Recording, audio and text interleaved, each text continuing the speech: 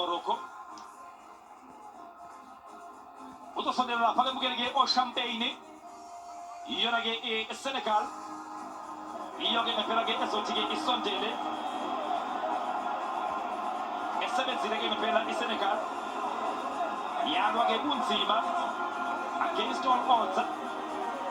Yaseke ibuye nayo-ke le ndondo yawo lapha-ke i-AFCON.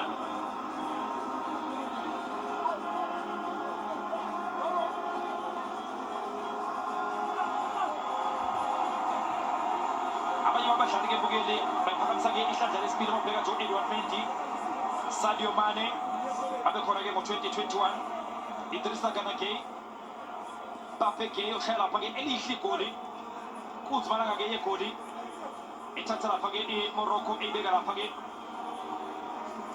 ekuthenini ibeke o-Champagne. Bese kuba khona abadlali abasha-ke abafikayo abasanda kubizwa-ke ngempela. Ngiyathemba ukuthi lokho-ke kuzobagqugquzela ukuthi-ke moving forward baphinde babuye futhi lapha-ke i-national team naba-ke o-Iliman Ndiaye abadlali-ke ngempela okuthiwa-ke abasondele nabo-ke bezoyibonela ukuthi-ke kunjani ukuba lapha kuyo-ke i-AFCON. Sis oye lapha-ke uSis weyo lapha-ke iSenegal ongomunye wabadlali abathi basebenza-ke ngempela njengezwe laseSenegal.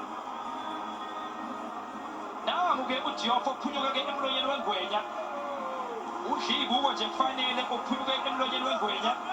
Isibekiwe ipenalty yena-ke uDiouf, kodwa-ke basebeyiyeka-ke ipenalty abayo lapha-ke Morocco.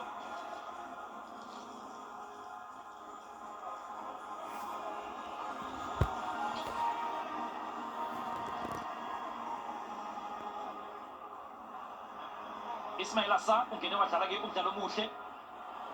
Bena lapha-ke u-Ibrahim Mbaye yibo-ke ngempela abangene-ke babonisa ukuthi-ke nakanjani ayifuna la iMorocco. Idrissa Gana Gueye, the most kept player yayo lapha-ke iSenegal, uye-ke ngempela ozothi-ke ayiphakamise-ke indondo.